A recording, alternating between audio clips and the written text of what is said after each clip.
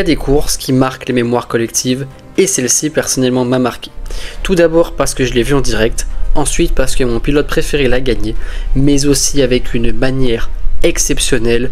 Aujourd'hui, 12e épisode de Prime Time consacré à Fernando Alonso. C'est parti. Mais avant que la vidéo commence, je voulais vous demander un maximum de likes sur cette vidéo, de commentaires, de partages, d'abonnements, parce que c'est vous qui faites vivre la chaîne aussi. Et donc, faites-la vivre s'il vous plaît. Et comme dans chaque vidéo, on va contextualiser un petit peu. On est au cœur de la saison 2012, 8e manche du championnat. Et Fernando est 2e au classement derrière Lewis Hamilton à 2 points de ce dernier. Et la Ferrari cette année-là est une poubelle. Honnêtement, Alonso, il a rien à faire à la 2e place du championnat. Il a gagné à Sepang, une course sous la pluie magnifique de sa part. Il a fait podium en Espagne, 2e, une course qu'il aurait pu gagner. Il a fait également 3e à Monaco.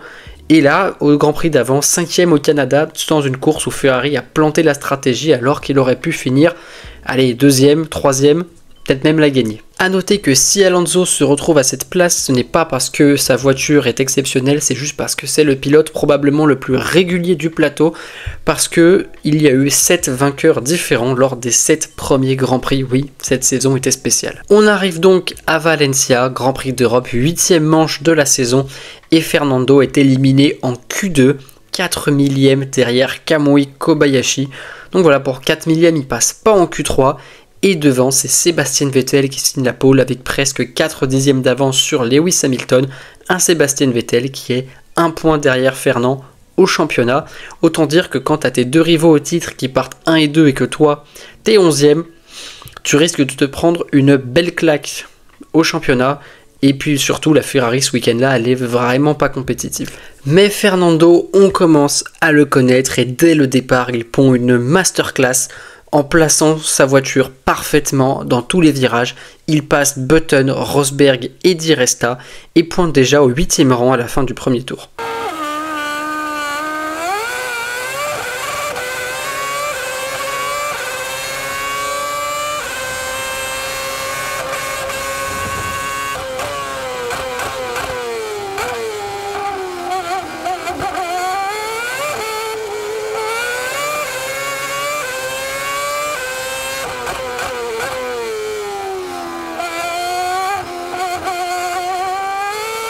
Au 13e tour, après être resté coincé derrière Nico Hülkenberg depuis le départ, il le double à l'extérieur. Magnifique dépassement, un beau frein, bien enroulé, il prend l'intérieur pour le virage suivant et ça passe, il est 7e. Il va doubler Pastor Maldonado au même endroit, mais cette fois-ci par l'intérieur. Et le voilà 5e provisoirement en raison des arrêts au stand des autres, mais Fernando va réussir l'overcut. S'arrêtant au 16e tour, il ressort devant Raikkonen et Kobayashi. Le voilà provisoirement 4e, enfin provisoirement, virtuellement 4e puisqu'il ressort 9e de son arrêt au stand, certains de ses concurrents ne s'étant pas encore arrêtés. Et puis Fernando passe en mode attaque, 18e tour, il se défait tout d'abord de Mark Webber au virage 2 grâce à un freinage à l'extérieur sublimissime. Voilà, il freine extrêmement tard, arrête la voiture là où il faut et tourne, prend le virage parfait. Puis il se défait de Bruno Senna dans le même tour, au même endroit où il a doublé Maldonado et Hülkenberg. Le voilà désormais 7e. Au 19e tour, et après avoir bien mis la pression à Schumacher, il le passe au virage 4. Le voilà désormais 6e provisoirement, 4e virtuellement. Mais tous ces dépassements qu'il vient de réaliser, notamment sur Webber, Schumacher et Raikkonen, compteront énormément à la fin du Grand Prix. Au 22e tour, il se défait de Paul Di Resta et le voilà enfin 4e à la place qui, entre guillemets, lui était destinée. Et jusque-là, tout se passe, entre guillemets, pour le mieux pour lui, mais le destin va encore l'aider un peu plus. Parce que oui, si la course reste entre guillemets aussi plate et calme, 4e est sans doute le mieux qu'il peut espérer. Devant Vettel gère, il a plus de 20 secondes d'avance sur Grosjean. Grosjean qui a lui-même 3 secondes d'avance sur Hamilton. Et Alonso qui est 6 secondes encore derrière. Voilà, globalement 4e, ça sauve les meubles pour ce week-end, c'est bien. Et au 28e tour, accrochage entre Jean-Éric Vergne et Heikki Kovalainen, des débris dans la ligne droite, safety car et l'arrêt de la McLaren de Lewis Hamilton qui est extrêmement long Alonso en profite pour passer, ainsi que Ricciardo et Raikkonen. Voilà Fernand 3e, Hamilton 6e. Devant lui, il ne reste plus que Grosjean et Vettel et les écarts ont été réduits. Ça sera dur parce que aller chercher la Red Bull et même la Lotus en ce jour, ça va être difficile. Mais le destin va une nouvelle fois aider Alonso. Et une fois n'est pas coutume, Vettel manque sa relance, offrant ainsi ou à Grosjean ou à Alonso l'opportunité de bien se positionner et de gagner une place. Et celui qui se positionne le mieux à ce petit jeu, c'est Alonso. Il prend une belle trajectoire à l'extérieur dans le dernier virage, prend l'aspiration de Grosjean et va aller lui mettre l'extérieur au deuxième virage. La même manœuvre que Mark Webber, ça passe au chausse-pied.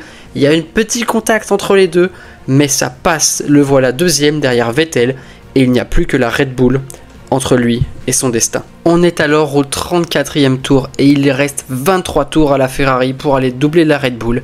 Mais Alonso n'aura pas besoin de ces 23 tours puisque, ça y est, le destin lui offre son dernier cadeau. Oui, car dans le même tour, l'alternateur de la Red Bull rend l'âme, offrant la tête à l'enfant du pays. Ça y est, il est premier, mais il reste encore les menaces Grosjean, Hamilton, Raikkonen derrière qui sont plus rapides que lui en théorie. Mais là encore, le destin va l'aider. Parce que oui, bien que Fernando ait doublé la Lotus de Grosjean, eh bien il reste à portée de tir du français qui a le DRS, mais dernier coup de pouce du destin, l'alternateur de Grosjean va lâcher à son tour et Fernando qui se retrouve désormais en tête et avec une belle marge cette fois-ci. Il faut tenir certes, mais la victoire semble plus proche que jamais. Il a désormais Lewis Hamilton derrière lui et une quinzaine de tours à tenir, mais là encore le destin fait que Hamilton se bat avec Raikkonen, Kimi qui va finir par passer mais qui aura trop usé ses pneus dans la bataille avec Hamilton. Hamilton pour qui la course va plutôt mal se finir puisqu'il va finir dans le mur après un accrochage avec Pastor Maldonado et Fernando qui remporte sa deuxième victoire de la saison avec 6 secondes d'avance sur Kimi Raikkonen et troisième place, Michael Schumacher, son seul podium depuis son retour, le dernier podium de sa carrière donc, et un podium qui est juste magnifique. Cette victoire, la 29e de sa carrière, lui permet de mettre une distance au championnat à ses deux principaux rivaux, Hamilton et Vettel, qui finissent à 0 pointé, et c'est désormais Mark Webber qui est deuxième du championnat, mais à une belle distance de Fernand. A noter la chose la plus drôle de la course qui est le classement constructeur. Ferrari est 4e avec 122 points et Alonso est en tête du championnat du monde pilote avec 111 points.